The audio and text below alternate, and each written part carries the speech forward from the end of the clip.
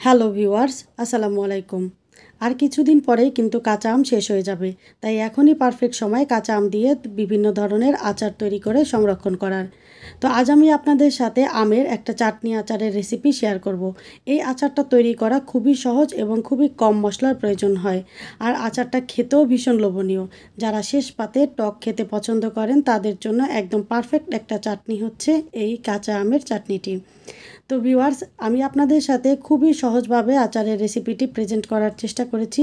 আমি আশা করছি আপনাদের কাছে ভীষণ ভালো লাগবে। তো রিকোয়েস্ট থাকবে লাইক দিয়ে পুরো রেসিপিটি একটু স্কিপ না করে দেখবেন। তো আজ কিন্তু আমি আচারের জন্য স্পেশাল কোনো মশলা তৈরি করব না। এখানে যে আমি পাঁচফোড়নটা নিয়েছি, দেখেন এখানে কিন্তু 5 ধরনের উপাদান আছে। এখানে আছে মেথি, কালো জিরা, সরিষা দানা, মিষ্টি জিরা বা মৌরি এবং আছে রাঁধুনি। তো এই উপকরণগুলো কিন্তু আর আলাদা করে ব্যবহার করার দরকার নেই। আচার তৈরিতে পাঁচফোড়নের পরিমাণটা একটু বাড়িয়ে নিলে আলাদা করে কিন্তু আর মশলা তৈরি করার কোনো ঝামেলা থাকে না। আর এখানে সরিষা দানাটা একটু কম আছে, তাই কিছুটা সরিষা দানা আমি আলাদাভাবে ব্যবহার করব। তো আজকের আচার তৈরিতে আমি এখানে 6টা আম নিয়েছি। আমগুলো আগে ভালোভাবে ধুয়ে পরিষ্কার করে নিয়েছি। এখন আমগুলো আমি একটা চাকু দিয়ে তারপরে খোসা ছাড়িয়ে নিব। আপনারা এখানে চাকুর পরিবর্তে পিলার বা বটি দিয়েও খোসাটা ভালোভাবে ছাড়িয়ে নিতে পারবেন। তো আমি সবগুলো আমের খোসা খুব সুন্দর করে ছাড়িয়ে নিয়েছি। এখন আমগুলোকে আমি ছোট ছোট টুকরো করে নিব।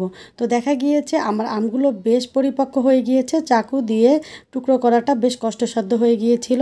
তো আমি এখানে আপনাদেরকে দেখিয়ে দিচ্ছি আমি কতটা ছোট ছোট টুকরো করছি। একটু ছোট টুকরো করে নিলে চাটনিটা তৈরি করা বেশ সহজ হয় এবং খুব তাড়াতাড়িও তৈরি করা যায়। তো এখানে আমি বটি দিয়ে আমগুলোকে খুব সুন্দর করে ছোট ছোট টুকরো করে নিয়েছি।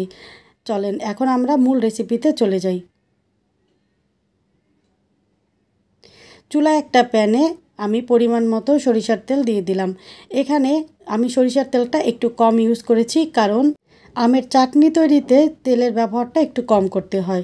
এখন আমি এখানে দিয়ে দিচ্ছি 1 চা চামচ গোটা পাঁচফোড়ন। পাঁচফোড়নটা আমি 20 থেকে 30 সেকেন্ডের মতো ফোড়ন দিয়ে নিব। এই মুহূর্তে চুলার আঁচটাকে কিন্তু আমি মিডিয়ামের থেকে সামান্য কমে রেখেছি। মিডিয়ামে রাখলে পাঁচফোড়নটা খুব তাড়াতাড়ি কালো হয়ে যাবে। এখন এখানে নিয়েছি আমি 2টো শুকনো মরিচ। শুকনো মরিচটা আমি একদম ছোট ছোট টুকরো করে দিয়ে দিচ্ছি। আপনারা চাইলে শুকনো মরিচের পরিবর্তে চিলি ফ্লেক্সটাও ব্যবহার করতে পারবেন। শুকনো মরিচ দেওয়ার পরে চুলার আঁচটাকে একই রেখে আমি আবারও 1 মিনিটের মতো এগুলো ফোড়ন দিয়ে নিব। এখানে কিন্তু চুলাটা মিডিয়াম আঁচে দিবেন না, তাহলে খুব তাড়াতাড়ি উপকরণগুলো পুড়ে যাবে। তারপরে আমি এখানে দিয়ে দিচ্ছি টুকরো করে রাখা আম দিয়ে তেল এবং পাঁচফোড়নের সাথে খুব ভালোভাবে মিশিয়ে নিব এবং 1 মিনিটের মতো এগুলোকে ভেজে নিব। তো 1 মিনিট পরে এখন আমি এখানে দিয়ে দিচ্ছি 1 চা চামচের কম পাঁচফোড়নের গুঁড়া। তারপরে দিয়ে দিচ্ছি উঁচু করে 1 চা চামচ বিট লবণ। লবণটা যে যার স্বাদ অনুযায়ী দিবেন। আর হ্যাঁ ভিউয়ার্স, আচার বানানোর সময় এখানে বিট লবণটা ব্যবহার করার চেষ্টা করবেন, তাহলে কিন্তু আচারের স্বাদটা বেশ ভালো হবে। দিয়ে দিয়েছি 1 চা চামচের অল্প কম লাল মরিচের গুঁড়ো। মরিচটা আমি আগেও ব্যবহার করেছি, তাই কম করে দিয়েছি। দিয়েছি 1 চা চামচ হলুদের গুঁড়ো, 1 চা চামচ ধনিয়ার গুঁড়ো এবং 1 চা চামচের অল্প কম ভাজা জিরার গুঁড়ো। আচার তৈরিতে ভাজা জিরার গুঁড়ো ব্যবহার করলে কিন্তু আচার থেকে খুব ভালো একটা ফ্লেভার আসে। আপনারা আম কমিয়ে অথবা বাড়িয়ে নিলে সেই অনুপাতে মশলা কমিয়ে এবং বাড়িয়ে দিবেন। এখন এখানে আমি দিয়ে দিচ্ছি 1 চা চামচ আদা এবং রসুন বাটা। আর এখানে আমি নিয়েছি কাসুন্দি। এটা আম কাসুন্দি, আমার হোমমেড আম কাসুন্দি। যদি সম্ভব হয় আপনাদের সাথে এই রেসিপিটা আমি শেয়ার করব। আপনাদের কাছে যদি কাসুন্দি না থাকে তাহলে আপনারা সাদা সরিষা অথবা কালো সরিষা অথবা সাদা কালো দুটো মিলিয়ে 1 টেবিল চামচের মতো সরিষা বাটা দিয়ে দিবেন।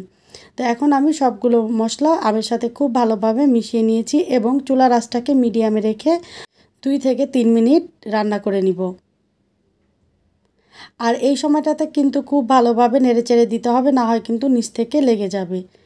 তো তারপরে আমি এখানে নিয়েছি গুড়। গুড়ের পরিমাণটা আমি ঠিক বলে বোঝাতে পারবো না।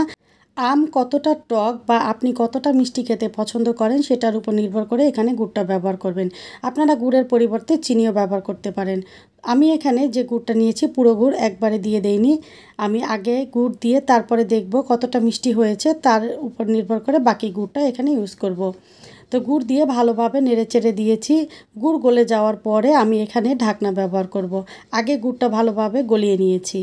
তো ঢাকনা দিয়ে আমি 5 মিনিটের মতো আমটাকে ভালোভাবে জাল করে নিয়েছি। তো দেখেন এখানে কিন্তু আম সিদ্ধ হয়ে গিয়েছে। স্প্যাচুলা দিয়ে এভাবে চাপ দিলে কিন্তু আমটা গলে যাচ্ছে।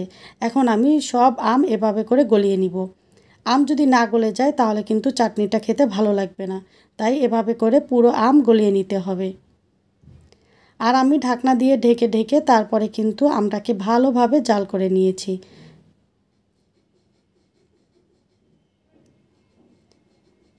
তো মিষ্টিটা চেক করে দেখার পরে আমার মনে হয়েছে এখানে আরও খানিকটা গুড় দিতে হবে। তো আমি যতটুকু গুড় নিয়েছিলাম পুরোটাই এখানে দিয়ে দিয়েছি।